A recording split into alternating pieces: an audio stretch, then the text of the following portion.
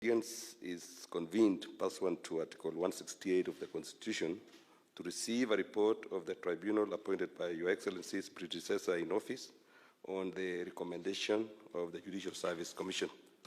The tribunal was appointed through Gazette Notice number 5540 of 18th May 2022. The tribunal's mandate was to primarily consider a petition by the Judicial Service Commission for removal of Honorable Mr. Justice Said Juma Chitembwe, Judge of the High Court of Kenya, from office and to inquire into the allegations therein. The tribunal was constituted of Honorable Lady Justice Mumbi Ngugi as chairperson, Dr. Fred Ojambo, Senior Counsel, Honorable Lady Justice Abida Ali Aroni, Honorable Justice Nzioki Wamakau, Mr. James Ochieng Oduor, Lieutenant General Retired Jackson Ndungu, and Dr. Lydia Nzomo as members. His Excellency also appointed by the same Gazette Notice Mr. Jasper Mbuki and Mr. Sarah Yamo as joint secretaries. Mr. Kirago Kimani, Senior Counsel, was also appointed as lead counsel, and Mr. Edward Nyang'au Omoti and Mr. Joseph Kitonga Riungu as assistant counsel.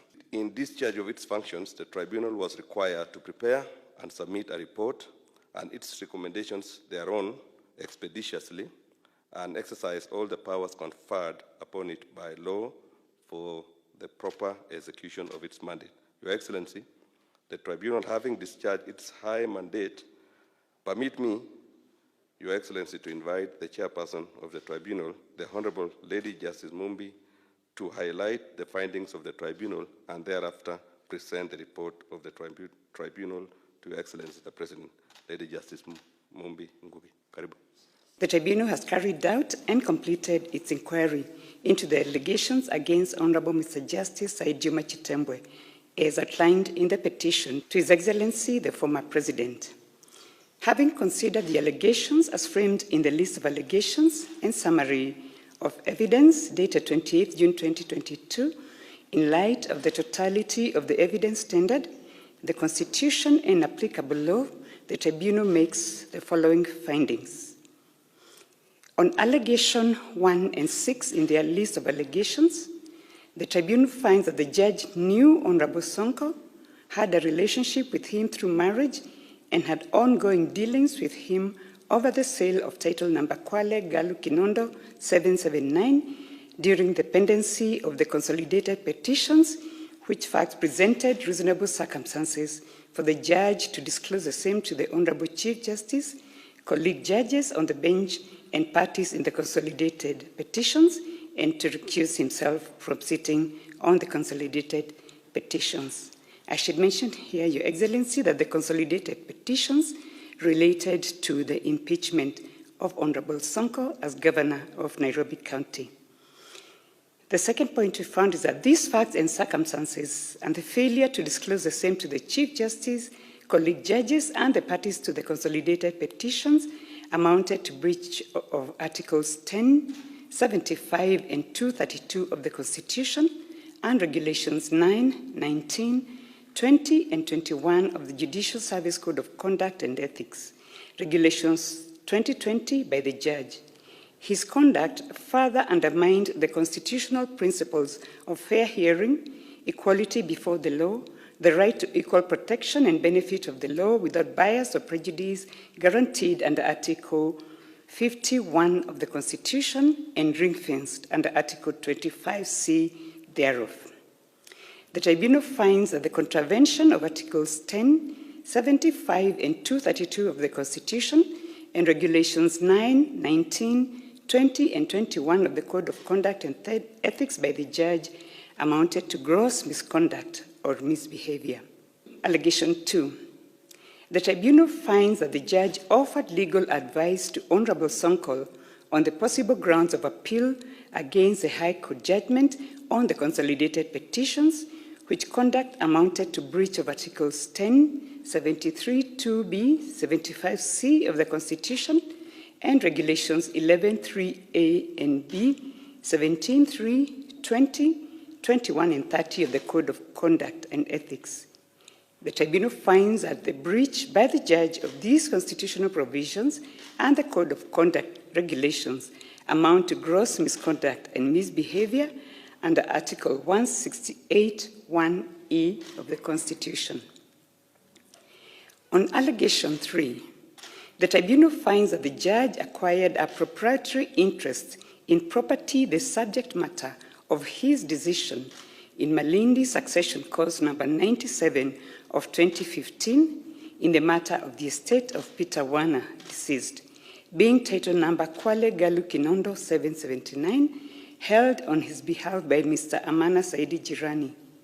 Further, that in acquiring or holding the interest, his subsequent conduct of holding meetings with the parties at his residences on 16th March 2021, 22nd May 2021, 9th and 10th July 2021, his involvement in advising the parties in Malindi Civil Appeal number 32 of 2018, Pacific Frontier Seas Limited versus Jane Mutulu Chengo and another, arising out of his judgment in Malindi Succession Cause number 97 of 2015, and his undertaking to compromise Court of Appeal judges amounted to lack of accountability, involvement in corrupt practices, and impropriety, contrary to Articles 10, 73, and 75 of the Constitution, and Regulations 13(1)(a), 14(1)(a), 14(1)(b), 14(3), and 30 of the Code of Conduct and Ethics.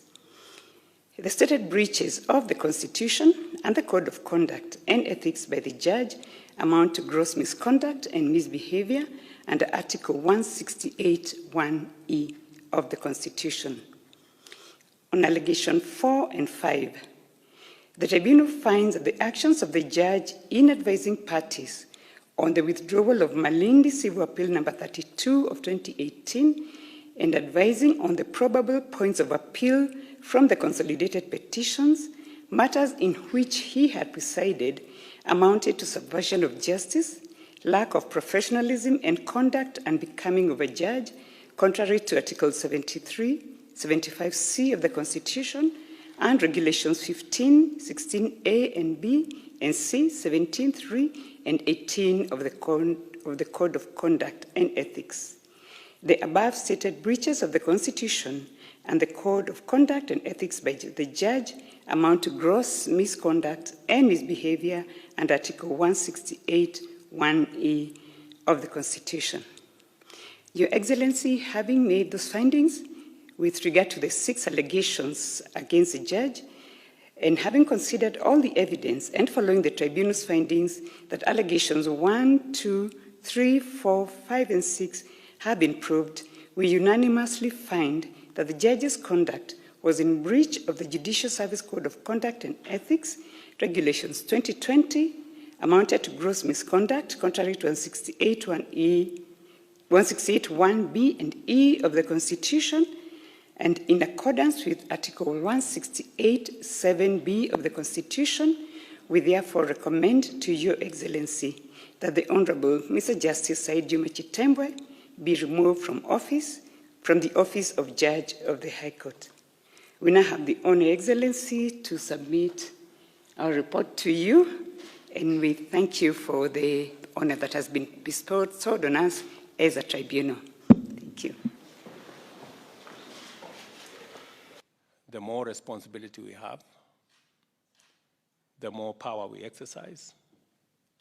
It comes with huge responsibility and equally major accountability. There are inbuilt mechanisms in the Constitution to take care of any situation. If we properly interpret the Constitution, we can be able to take care of any excesses by whatever office holder.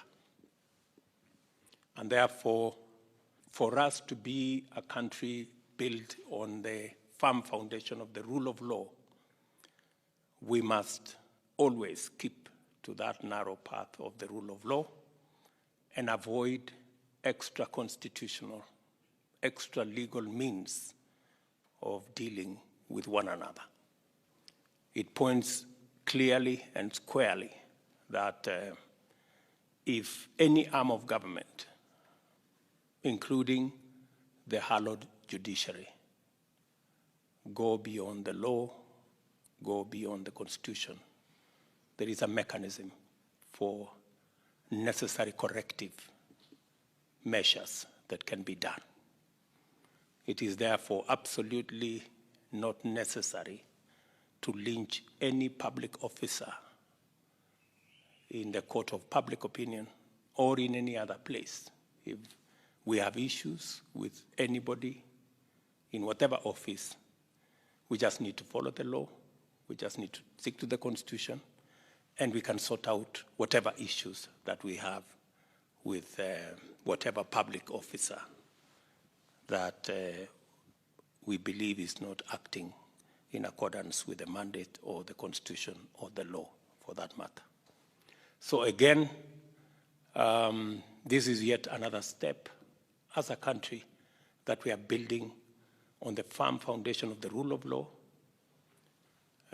sticking to the dictates of what our Constitution and the law provides in dealing with whatever issues that arise in our society.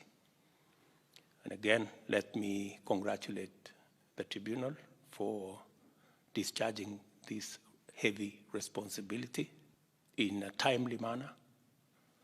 And your presentation of this report, I think, brings to the end your responsibility. And myself and others will take it up from there and also discharge our responsibility accordingly. So again, congratulations to all of you. Thank you very much for the service you have provided to the country, discharging your constitutional and legal mandate over this matter. I will subsequently do my part as instructed by you. This is a matter that I do not have any other recourse. And I don't believe that if a matter like this comes to my office and I have no choice but to do what the law says, that does not make me any less. I think it's just the way things are supposed to be. I think there is an argument always as to whether the president can be presented with a fait accompli. And I think there are occasions that that's the case. And I think this is one of them. I will not try to do anything other than what the Constitution expects of me. So, and I think that's how we should look at things as a country and as a society. So again, to all of you, asanteni sana, nawatakia heri in your other assignments, and I hope to work with you going into the future on other matters. Asanteni sana.